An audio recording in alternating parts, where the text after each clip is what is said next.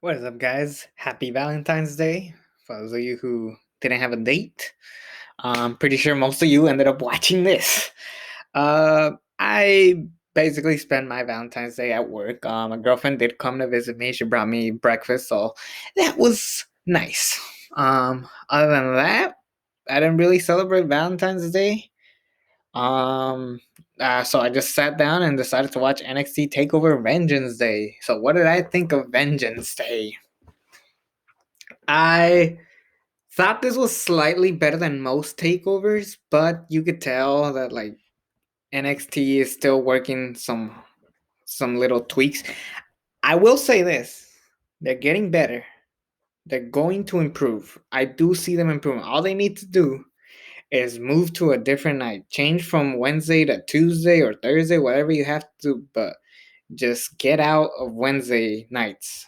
AEW is killing you in the ratings, even though they're not doing that great at either. But NXT is doing way worse. But I gotta say that this show was pretty solid. Um, we start off the night with the women's Dusty Rhodes Tag Team Classic, and I was invested in a women's Dusty Rhodes Tag Team Classic. I was actually like, yeah, that should be the next move, and then this way they could be saying that the women of NXT should be holding those NXT Tag Team Championships. They've been irrelevant in the main roster ever since they got there. They could have a good story around that.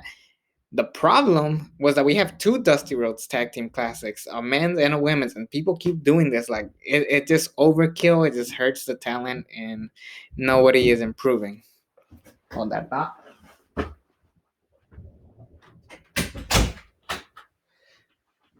Sorry, had to lock the door, but I uh I thought that this was definitely not the weakest match on the show. Dakota Kai and Raquel Gonzalez versus Ember Moon and Shotzi Blackheart. I thought because so the winners get to face Shayna and Naya. And it's Dakota Kai and Raquel. That one, I personally wish that Charlotte and Asuka were still the tag team champions. That way we could do Asuka and Charlotte versus Dakota and Raquel. That would have been way much better of a match. But I'm actually happy that these two girls won. Dakota Kai has been one of my favorites back in 2018 when she turned heel. No, 2019 when she turned heel at War Games. That was awesome. And I've been invested in her character, but you could tell that they still need to work on some of her character.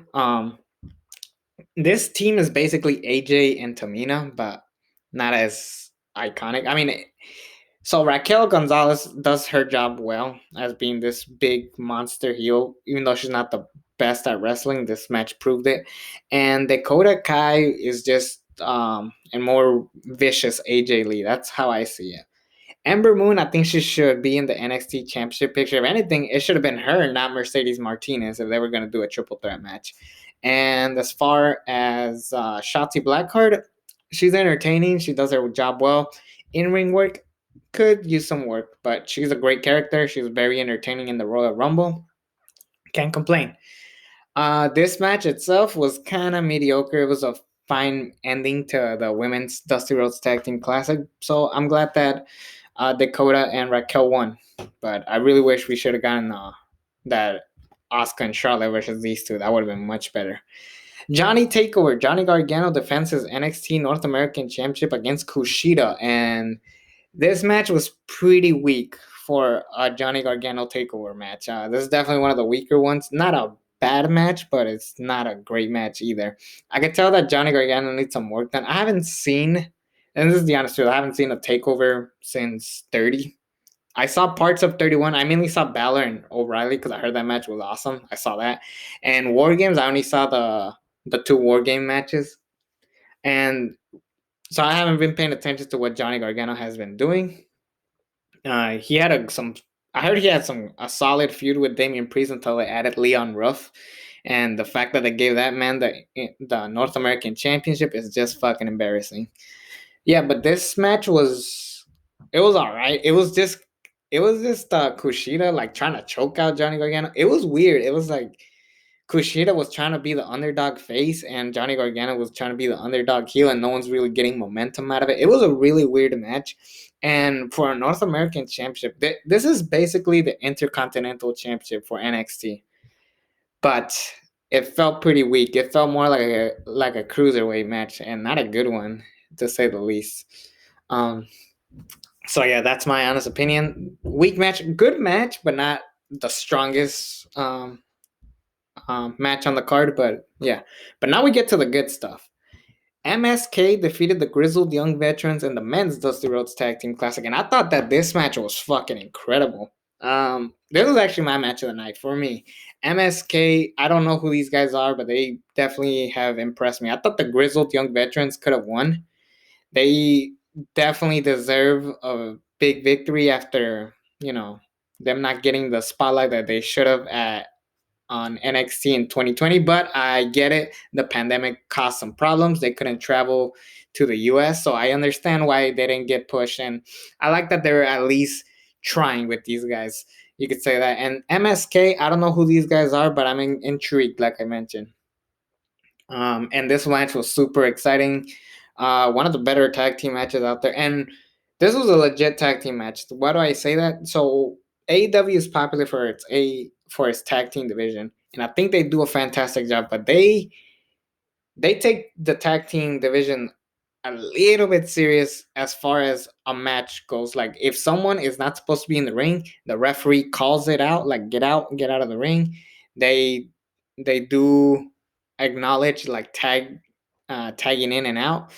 They do a better job at that. AW, I love you, but you need to work on that. Like there's times where I don't know who's in the ring, who's supposed to be out, and it really hurts the tag team matches. But this match was fucking fantastic. I really recommend you guys to watch it. This was very fun.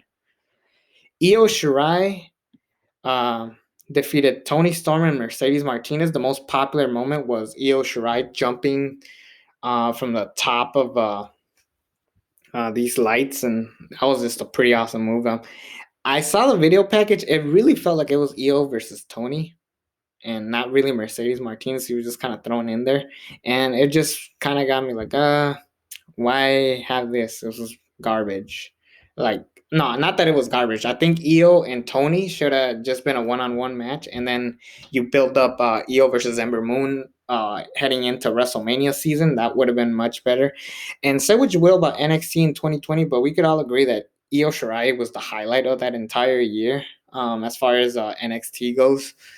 For a while, it was Keith Lee, but then he got moved up to the main roster, and yowza. But I love Io Shirai. She's definitely been the highlight of 2020. Every time I watch this woman wrestle, I think of myself, damn, she's one of those girls that could stay in NXT and still make herself relevant. Some people could do it, some people can't. Look at Tommaso Ciampa.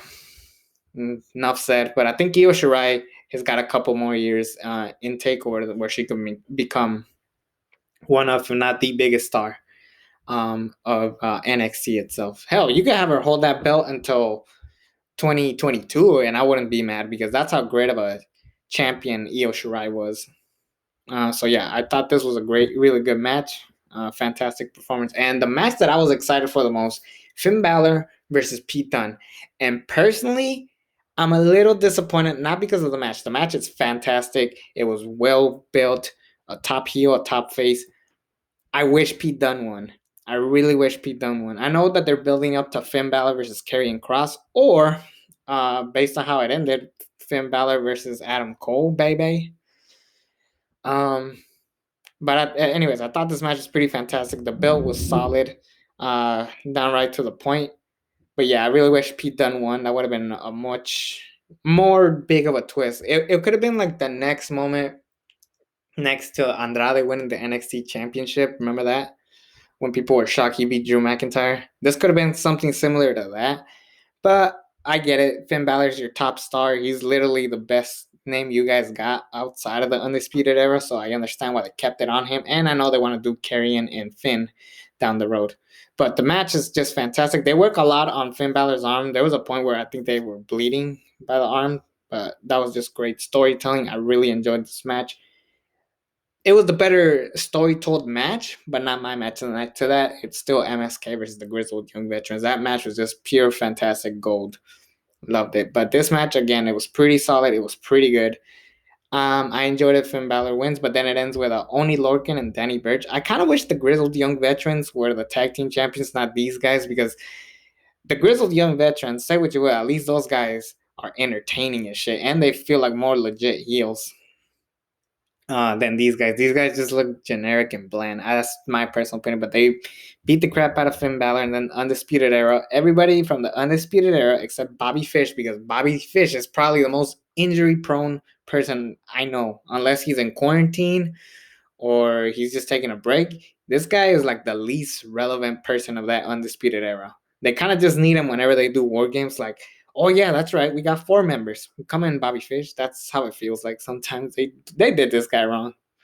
But the big ending, I thought they were gonna form the Balor Club. I thought that's where they were heading, but no. Adam Cole super kicks Finn Balor after the save, and then he super kicks Kyle O'Reilly, and then I don't know what happened to Roderick Strong. Maybe I wasn't paying attention, but it seems like we're gonna do the end of the Undisputed Era. We're gonna do some sort of match that will end the Undisputed Era once and for good. And honestly, I think it's time.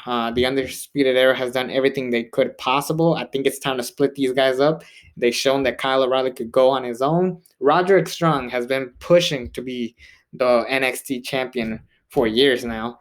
Bobby Fish, let's be honest, the guy's the weakest out of the bunch. Everybody agrees with that, but he is a great tag team player. And then Adam Cole, the guy is just a superstar built. Yes, he's not your typical like WWE look guy, but I mean, if we could take Adam Cole serious, he could honestly be in the main roster and be one of the top talents. I'm not saying give him the world title. I'm not saying give him the universal title, but he could be a great mid card talent. I'd probably give him the Intercontinental Championship. He would be an amazing Intercontinental Champion, and if you just give him full creative of his character, I guarantee you, he will not let you down. But yeah, that's my personal opinion on this takeover. I think this was a good show, not a great show, but definitely one of the better takeovers I've seen in a while. Even though I haven't seen that many, I haven't seen, like I said, I haven't seen the last two 30. I didn't like. If anyone knows that, In Your House, I thought was overrated. But yeah, that's my personal opinion on NXT Takeover Vengeance. One of the better takeovers, but not one of the strongest either. It's kind of like in the middle. I think it was a very solid one. Oh, that opening promo with them singing or rapping, that was pretty cool. I also thought it was weird seeing Cameron Grimes counting his money. I guess he changed his gimmick a bit. Velveteen Dream, what happened to him? Maybe he actually did get fired once and for good. Who knows what NXT is up to these days? But it's me, the ALE Double X Friend. Subscribe to this channel if you haven't already. And until then, I'm out.